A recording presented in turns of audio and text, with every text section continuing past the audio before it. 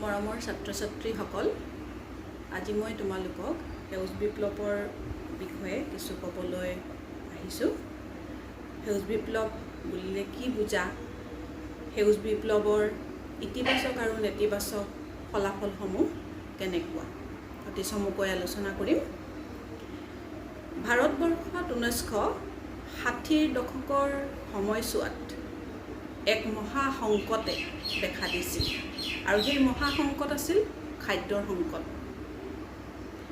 খাদ্য সংকটৰ মূলতেই আছিল সেই সময়ত ভাৰতবৰ্ষত হোৱা মনচুন ফেইলাৰ, অৰ্থাৎ বৰষুণৰ অভাৱ, বাৰিষাৰ অভাৱ,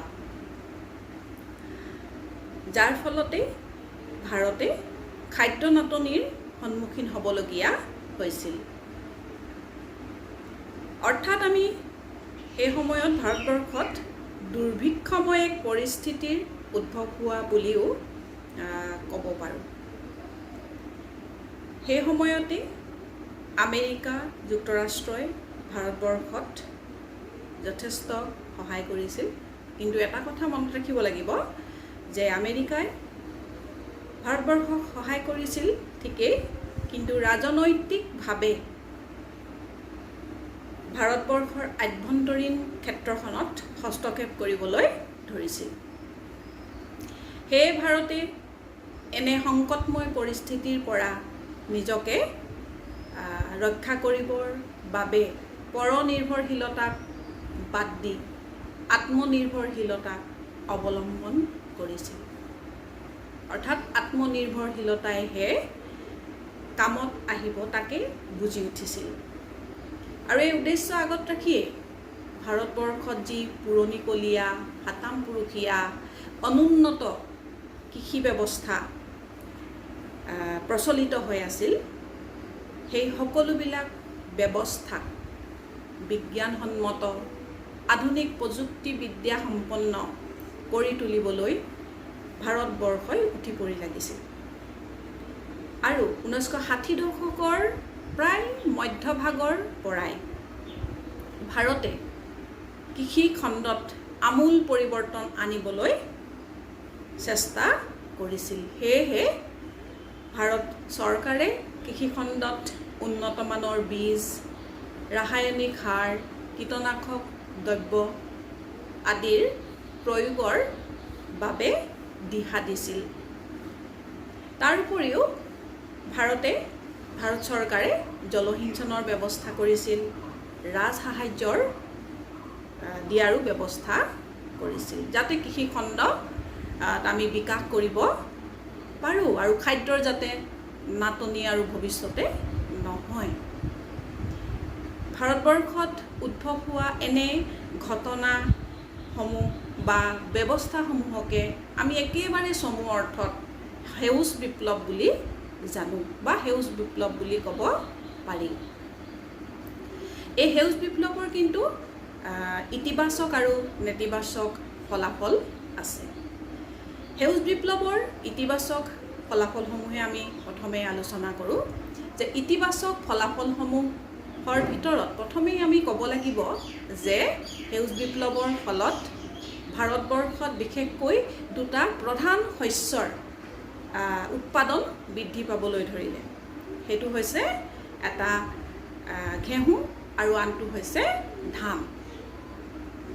দ্বিতীয়তে আমি ইতিবাচক যদি দিশটোলৈ যাওঁ সেউজ বিপ্লৱৰ, তেন্তে আমি দেখিবলৈ পাম যে সেউজ বিপ্লৱৰ ফলত জলসিঞ্চনৰ ব্যৱস্থা হ'ল। দ্বিতীয়তে ৰাজসাহায্যৰ ব্যৱস্থা হ'ল, যাৰ দ্বাৰা কৃষকসকল যথেষ্ট উপকৃত হৈছিল। আৰু তৃতীয়তে আমি যদি ইতিবাচক আন এটা দিশৰ ফালে চাওঁ, তেন্তে দেখিবলৈ পাম যে কৃষকসকলে যিবিলাক শস্য উৎপাদন কৰিছিল, সেই শস্যসমূহৰ সঠিক মূল্য নিৰূপণৰ বিশেষ ব্যৱস্থা চৰকাৰে কৰিছিল, যিটো আছিল এটা অতি প্ৰশংসনীয় সেই সময়ৰ ভাৰতবৰ্ষৰ চৰকাৰৰ পদক্ষেপ।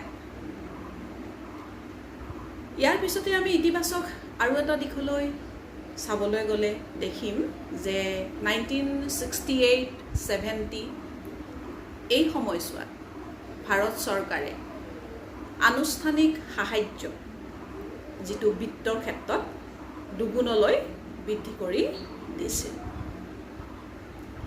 এনেধৰণে আমি সেউজ বিপ্লৱৰ ইতিবাচক ফলাফলসমূহ আলোচনা কৰিব পাৰোঁ চমুকৈ। ইয়াৰ পিছত আমি সেউজ বিপ্লৱৰ নেতিবাচক ফলাফলসমূহো আলোচনা কৰিব লাগিব। নেতিবাচক ফলাফলসমূহৰ ভিতৰত আমি প্ৰধানকৈ ক'ব লাগিব যে সেউজ বিপ্লৱ ভাৰতৰ প্ৰত্যেকখন ৰাজ্যতে হোৱা নাছিল। বিশেষ কেইখনমান ৰাজ্য যেনে পাঞ্জাৱ, হাৰিয়ানা আদি ৰাজ্যতহে সেউজ বিপ্লৱে মূৰ দাঙি উঠিছিল আৰু তেওঁলোকে এই বিপ্লৱৰ দ্বাৰা কিন্তু যথেষ্ট লাভান্বিত হৈছিল, তেওঁলোকৰ প্ৰফিট হৈছিল বহুত। কিন্তু দেশৰ অন্যান্য ৰাজ্যসমূহত যিবিলাকত সেউজ বিপ্লৱৰ প্ৰভাৱেই নপৰিল, তেওঁলোকে কিন্তু বিশেষভাৱে লাভান্বিত হ'ব নোৱাৰিলে। ফলত কৃষিখণ্ডত বৈষম্যৰ সৃষ্টি হ'ল। দ্বিতীয়তে আমি নেতিবাচক ফলাফল হিচাপে ক'ব পাৰোঁ যে সেউজ বিপ্লৱৰ ফলত কৃষিখণ্ডত যি ৰাসায়নিক সাৰ, কীটনাশক দ্ৰব্য ব্যৱহাৰ কৰা হৈছিল, এই কীটনাশক দ্ৰব্য, ৰাসায়নিক দ্ৰব্যই ভাৰতবৰ্ষৰ মাটিৰ, ভূমিৰ যি উৰ্বৰতা, মাটিৰ যি ক্ষমতা, সেই ক্ষমতাৰ নেতিবাচকহে প্ৰভাৱ দেখুৱালে। ইয়াৰ পিছতে আমি নেতিবাচক ফলাফলৰ বিষয়ে ক'বলৈ গ'লে দেখিম যে সেউজ বিপ্লৱৰ ফলত যিবিলাক অৱহেলিত অঞ্চল আছিল, যিবিলাক অৱহেলিত কৃষক, তেওঁলোকে মাওবাদীক শক্তিশালী কৰি তুলিছিল। ই এক অতি গুৰুত্বপূৰ্ণ বিষয়।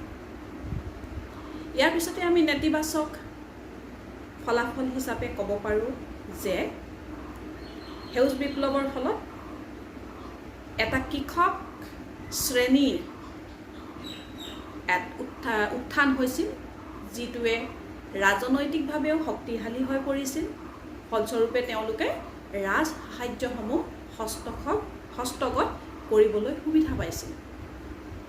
ফলত ধনী কৃষক ধনী হৈ গৈ থাকিল আৰু দুখীয়া কৃষকসমূহে বৈষম্যতাৰ বলি হৈ দুখীয়াই হৈ থাকিল। কোনো ধৰণৰ তেওঁলোকে ৰাজ সাহায্যৰ ভোগ কৰিবলৈও নাপালে। গতিকে আমি উপৰোক্ত আলোচনাৰ পৰা দেখিলোঁ যে সেউজ বিপ্লৱৰ ফলত ভাৰতবৰ্ষৰ বহু ৰাজ্যই বহুখিনি প্ৰভাৱিত হৈছিল, লাভান্বিত হৈছিল। কিন্তু ভাৰতবৰ্ষৰ বহু ৰাজ্যই কিন্তু এই বিপ্লৱৰ ফলত একো লাভান্বিত হ'ব নাপালে। তেওঁলোকে বৈষম্যতাহে পালে কৃষিৰ ক্ষেত্ৰত।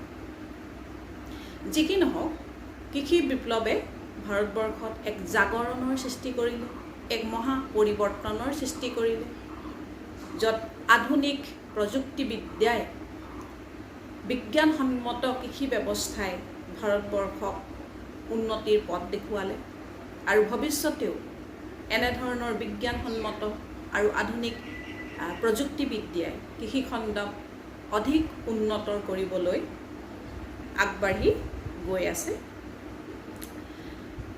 তথাপিতো ইয়াৰ নেতিবাচক দিশৰ বিষয়েও আমি আঙুলিয়াব লাগিব। আজিলৈ মই ইমানতে থৈছোঁ। চমুকৈ আজি আমি সেউজ বিপ্লৱৰ বিষয়ে পঢ়িলোঁ। নিশ্চয় তোমালোকে বুজি পাবা। আগলৈ আমি আৰু বহলাই আৰু ভালকৈ আলোচনা কৰিবলৈ চেষ্টা কৰিম। বাই।